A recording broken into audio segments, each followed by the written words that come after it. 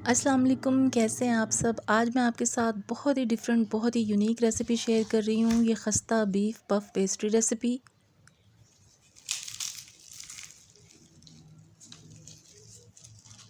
कितनी ये खस्ता और करारी बनी है। बहुत ही मज़ेदार रेसिपी है, बहुत डिफरेंट, बहुत यूनिक रेसिपी है। पफ पेस्ट्री को मैं आपके लिए बहुत ही आसानी के साथ बनाऊंगी। झटपट आप इजीली बना लेंगी। रमज़ान स्पेशल रेसिपी है, तो रमज़ान में आप कोई भी पकोड़े और समोसे खाना भूल जाएंगे। यकीन करें, ये इतनी टेस्टी रेसिपी है। तो चलिए इसकी डो बनाना स्टार्ट करते हैं। पहले हम खुले से बर्तन में 2 कप मैदे का ले लेंगे। उसमें मैंने 1 टीस्पून नमक का शामिल किया है। हाफ़ टी स्पून इसमें मैं अजवाइन शामिल करूँगी। हथेली से ऐसे क्रश कर लूँगी मैं इसको, और अच्छी तरह से इन दोनों चीज़ों को मैं मिक्स कर लूँगी।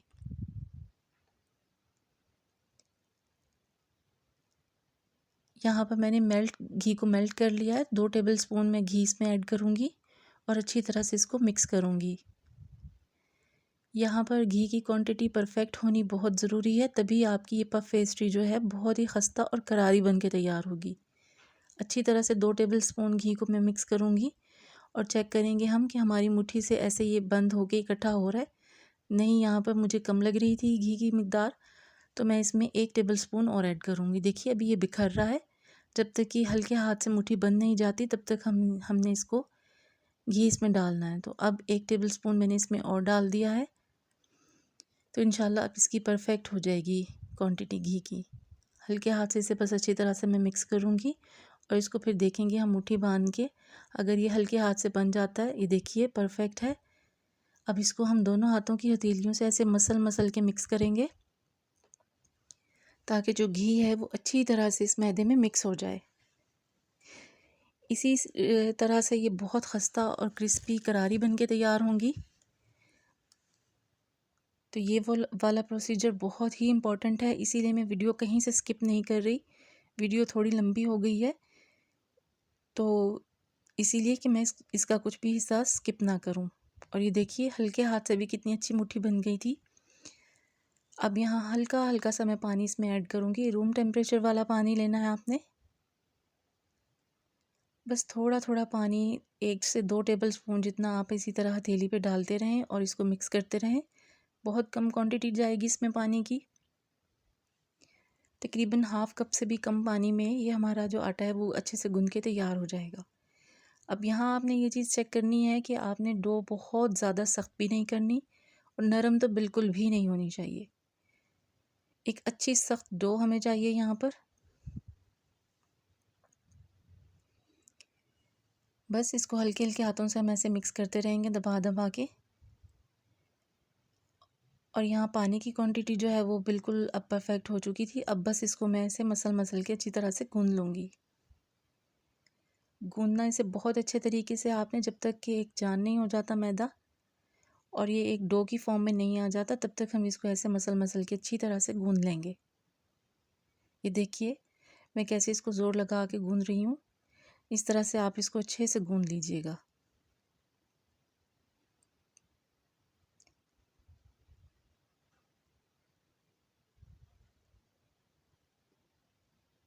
अब मैं इसको पेड़े की शक्ल में बना लूँगी और इसको हम रख देंगे।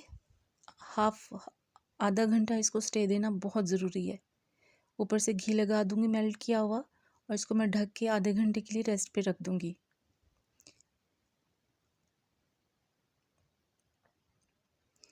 तब तक हम अपनी अंदर की इसकी जो फिलिंग है वो तैयार कर लेते हैं। 4 टेबलस्पून यहाँ मैंने घी के लिए, आप ऑयल भी ले सकते हैं। उसमें 1 टेबलस्पून भर के अदरक लहसुन का पेस्ट मैं डालूँगी।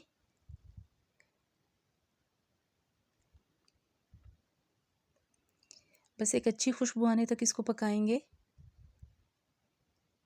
ज़्यादा कलर इसका डार्क नहीं करना। रेसिपी बहुत ही मज़ेदार है, बड़ी डिफरेंट और यूनिक रेसिपी है। आपने इस रेसिपी को ज़रूर बनाना है। तो यहाँ पर मेरे पास 1 पाव बीफ का कीमा है। आप चाहें तो चिकन और मटन का भी यूज़ कर सकती हैं। बोनलेस 1 पाव बीफ का कीमा है। बारीक है ये बिल्कुल कीमा, तो इसी तरह से बारीक कीमा लेना है आपने भी। अब बस इसको मैं अच्छी तरह से भून लूँगी अदरक लहसुन के साथ, कि इसका जो पानी है वो खुश्क हो जाए बीफ का।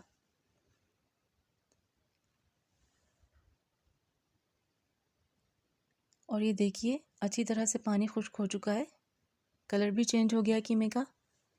अब यहाँ 1 कप मेरे पास प्याज है चॉप की हुई, और 5 से 6 हरी मिर्चें इनको काट लिया था। इसमें प्याज थोड़ी ज़्यादा ही अच्छी लगती है, तो इसलिए आपने भी 1 कप प्याज का यूज़ करना है।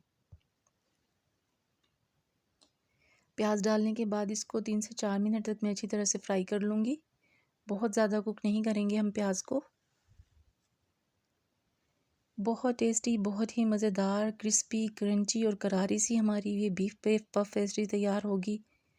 बहुत डिफरेंट और यूनिक रेसिपी है। आपने इस रेसिपी को ज़रूर ट्राई करना है और फिर अपना फीडबैक भी मुझे देना है। और मेरी रेसिपी पसंद आई हो तो प्लीज़ उसे लाइक किया करें, चैनल को सब्सक्राइब करें, बेल आइकन ज़रूर प्रेस किया करें ताकि मेरी हर आने वाली वीडियो फ़ौरन आपको मिल सके। और रेसिपी पसंद आए तो प्लीज़ अपनी फैमिली और फ्रेंड्स में शेयर भी किया करें।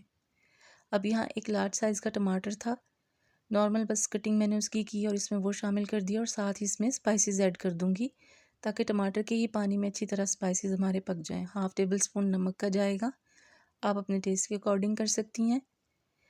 1/2 टेबल स्पून ही कुटी हुई लाल मिर्च, 1/4 टीस्पून ब्लैक पेपर, काली मिर्च, 1/4 टीस्पून ही इसमें हल्दी का जाएगा। साबुत धनिया मैंने लिया है तकरीबन 1 टीस्पून, उसको हथेली में ऐसे मैं क्रश करके वो इसमें शामिल कर दूँगी। बस अच्छी तरह से इसको हम फ्राई कर लेंगे, मसालों को भून लेंगे।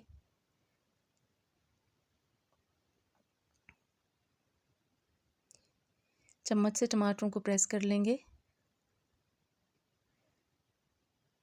आप देख सकते हैं कि घी की क्वांटिटी कितनी परफेक्ट है।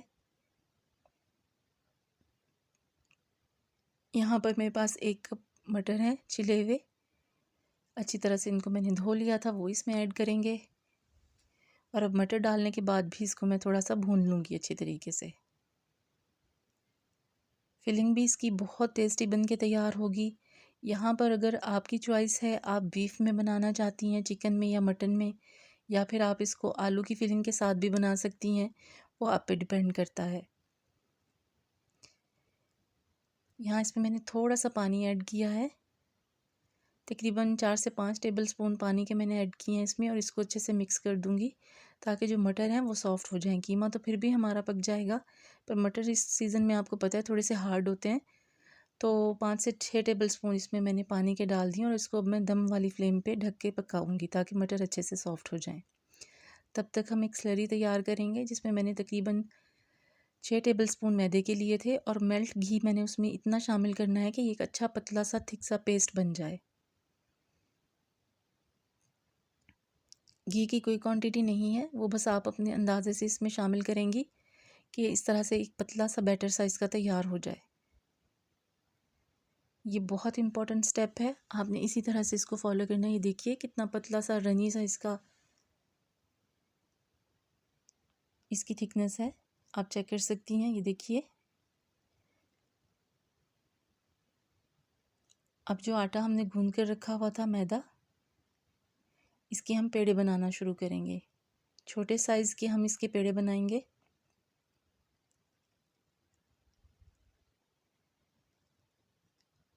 जैसे कि हम आलू वाले समोसे बनाते हैं ना, उसके लिए हम एक छोटा सा पेड़ा लेते हैं, उस तरह के हमें 4 बनाने हैं। इसके इक्वल साइज़ के 4 पेड़े हम बनाएंगे।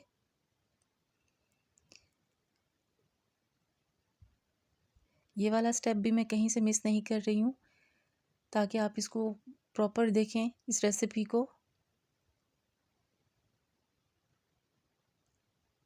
4 पेड़े हम एक ही साइज़ के तैयार कर लेंगे।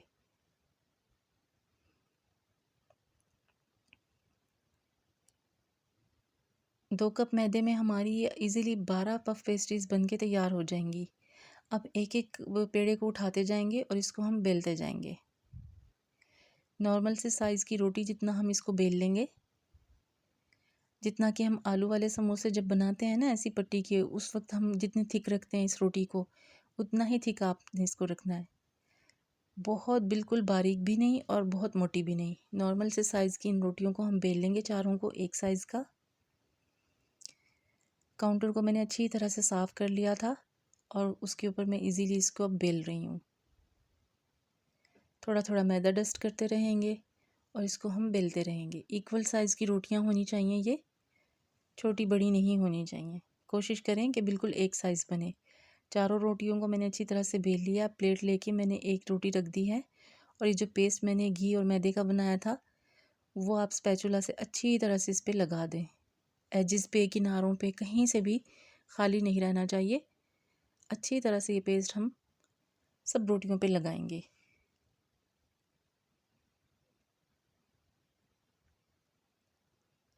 किनारों पे स्पेशली अच्छी तरह से ध्यान से लगाइएगा, कहीं से भी ये खाली नहीं रहनी चाहिए। ये देखिए, ऊपर से थोड़ा सा मैदा डस्ट कर दूंगी और एक रोटी को हम इस तरह से इसके ऊपर रख देंगे। अब हम इसी तरह से इस रोटी के ऊपर ये वाला घी और मैदे का पेस्ट लगाएंगे।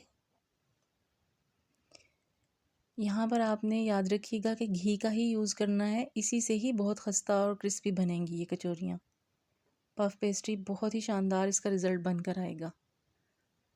तो इसी तरह सारे एजिस पे, दरमियान में, सेंटर पे, हर जगह से आप अच्छी तरह से इसे कवर कर दें। थोड़ा सा मैदा डस्ट करेंगे, ऊपर एक और रोटी रखेंगे। देख सकते हैं आप कि माशाल्लाह बिल्कुल इक्वल साइज़ की बनी है मेरी रोटियां। आपने भी इसी तरह कोशिश करनी है कि बराबर साइज़ की बने। अब इस रोटी पे भी अच्छी तरह से मैं यही पेस्ट लगा दूंगी मैदे और घी का।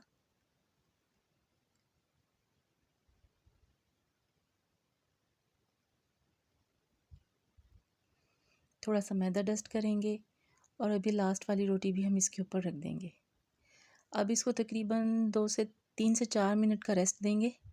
ढक दूंगी मैं इसको और इसको रेस्ट दूंगी। तब तक यहाँ पर कीमा देख लेते हैं हम अपनी फिलिंग जो बना रहे हैं। ये देखिए, बहुत अच्छे से सॉफ्ट हो गए हैं मटर। हल्के हल्के मैंने बस चम्मच से इसको प्रेस किया है, ज़्यादा नहीं करना वरना मटर जो है वो मैश हो जाएंगे। यहाँ मैं 1 टीस्पून इसमें पिसा हुआ गरम मसाले का शामिल करूँगी। होममेड गरम मसाला है मेरा, बहुत ही अच्छी खुशबू वाला।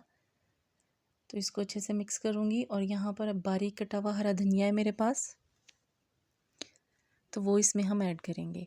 और फिलिंग हमारी रेडी है, बस इसको ठंडा करेंगे। यहाँ नमक वगैरह आप चेक कर सकती हैं स्टेज पे, मेरा परफेक्ट था, मैंने देख लिया था, तो ज़रूरत नहीं है, अगर कम हो तो फिर आप यहाँ पर ऐड कर सकती हैं। हरा धनिया डाल देंगे, अच्छे से इसे मिक्स करेंगे और फ्लेम को ऑफ़ कर देंगे और इसको ठंडा होने के लिए रख देंगे।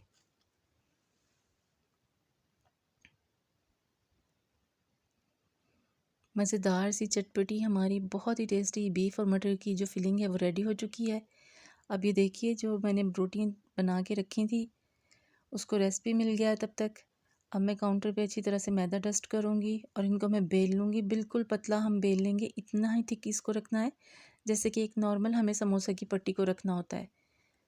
आलू वाले समोसे की जो हमारी नॉर्मल होती है ना पट्टी, जितना थिक उसे रखते हैं, उसी तरह से बस इसको हम बेल लेंगे। बड़ा सा साइज़ में इसको बेल लेंगे।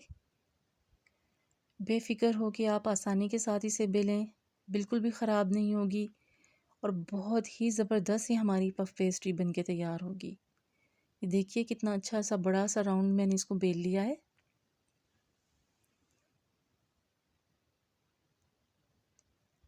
अब यहाँ इसके हम किनारों की कटिंग कर लेंगे और इसको एक चौकोर शेप देंगे। ये देखिए जैसे मैं कटिंग कर रही हूँ, ये भी इसकी वेस्ट नहीं होगी, हम दोबारा इसका पेड़ा बना के फिर इसको यूज़ कर सकते हैं। और ये देखिए कितनी ज़बरदस्त चौकोर शेप में ये आ चुका है। अब इसके हम 4 पीस करेंगे, सेंटर से कट करेंगे और फिर ऐसे लंबाई में। और ये हमारी देखिए 4 पीस जो हैं वो रेडी हो चुके हैं। प्लेट में रखूँगी मैं इन्हें।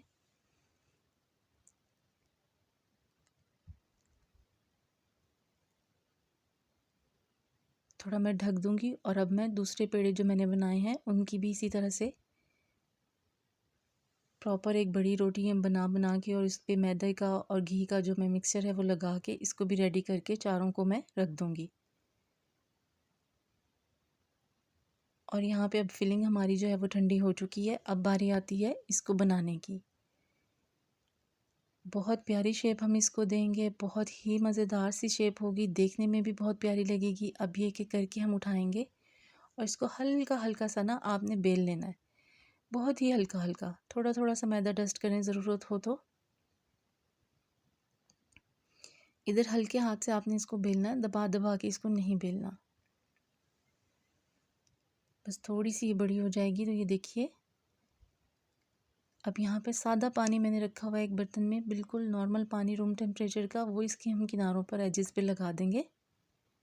चारों साइड पे अच्छी तरह से पानी की इसके ऊपर कोटिंग हम कर देंगे। दरमियान से बिल्कुल पानी नहीं लगाएंगे, साइडों पे किनारों पे हम बस इसके पानी लगाएंगे।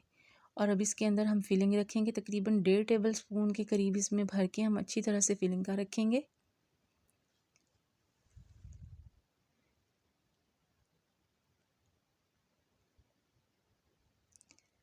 और अब इसको देखिए पैक करने का तरीका, दोनों किनारे ऐसे साथ जोड़ देंगे, ये फ़ौरन चिपक जाएंगे क्योंकि पानी लगा हुआ है ना, तो इस वजह से ये अच्छी तरह से चिपक जाएंगे।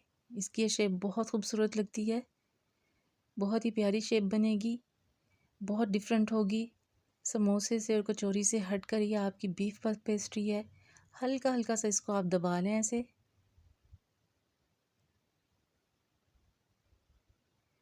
किनारों से ये कहीं से भी नहीं खुलेगी, बिल्कुल भी ख़राब नहीं होगी। और ये देखिए इसकी कितनी मज़ेदार सी ज़बरदस्त सी शेप जो है बनके रेडी हो चुकी है। बहुत इजीली ये चिपक जाएंगी, आपको ज़रा सी भी मुश्किल नहीं होगी। अब मैं दूसरा पीस उठाऊंगी, थोड़ा थोड़ा सा मैदा डस्ट करेंगे, हल्के हल्के हाथ से इसको बेल लेंगे।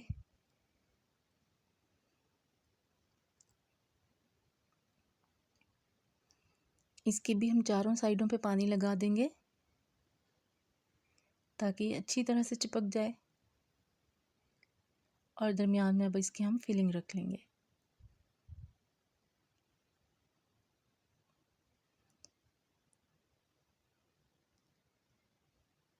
आप चाहें तो इन्हें एज इट इज़ इसी शेप में बना के तो 2 से 3 दिन के लिए फ्रिज में भी स्टोर कर सकती हैं, इससे ज़्यादा स्टोर नहीं होंगी ये। तो अब इसी तरह से इसको उठाएंगे, अच्छी तरह से इसके किनारे प्रेस करेंगे।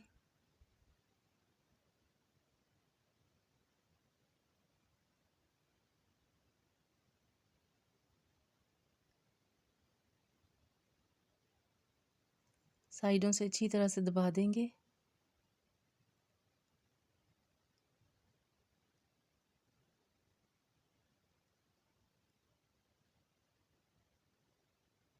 और देखिए इसकी शेप माशाल्लाह कितनी ज़बरदस्त बन के रेडी हो चुकी है।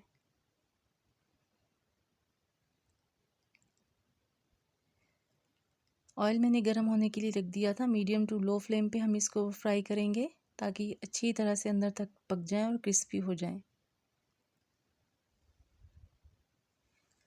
करीब से मैं इसको दिखाऊंगी आपको क्लोज़अप करके। जैसे ही आप इसको ऑयल में डाल के फ्राई करना शुरू करेंगे तो इसकी ये लेयर्स देख सकते हैं आप, माशाल्लाह कितनी ज़बरदस्त खुल के सामने आ गई हैं। तो यही इसकी खूबसूरती है और यही इसकी पहचान है कि आपकी जो पफ पेस्ट्री है वो बहुत ही मज़ेदार बनी है, बड़ी क्रिस्पी सॉफ्ट और ख़स्ता बनी है। आप देख सकते हैं कि माशाल्लाह कितनी ज़बरदस्त ये फ्राई हो रही हैं और कितनी अच्छी इसकी लेयर्स जो हैं वो खुल के सामने आ चुकी हैं। दोनों साइडों से अच्छी तरह से इसको पकाएंगे हम, गोल्डन सुनहरा कलर होने तक इसको पकाएंगे। देख सकते हैं आप कितनी अच्छी फ्राई हो गई हैं ये। मीडियम टू लो फ्लेम पर ही इसको फ्राई करना है आपको। दोनों साइडों से बार बार पलट के आपने इसको करना है, 2 बार एक, दोनों बारी को मतलब 2 बार एक साइड से करना है और 2 बार एक साइड से करना है। इसी तरह से उलट पलट के आप इसको फ्राई करती रहें। कलर आपके सामने है कि कितना ज़बरदस्त इसका कलर बना है और देखने में कितनी माशाल्लाह ये खूबसूरत बनी है और खाने में तो इतनी लाजवाब कि आप एक बार बनाएंगे रमज़ान में पूरा घर आपसे फरमाइश करके बार बार बनवाएगा। और ये आपके सामने है मज़ेदार खस्ता बीफ पफ पेस्ट्री। उम्मीद है इंशाल्लाह रेसिपी आपको पसंद आई होगी। मेरी रेसिपी पसंद आई हो तो इसे लाइक करें, चैनल को सब्सक्राइब करें, बेल आइकन ज़रूर प्रेस करें ताकि मेरी हर आने वाली वीडियो फ़ौरन आपको मिल सके। इंशाल्लाह फिर मिलूँगी आपसे किसी और रेसिपी के साथ। अल्लाह हाफ़िज़।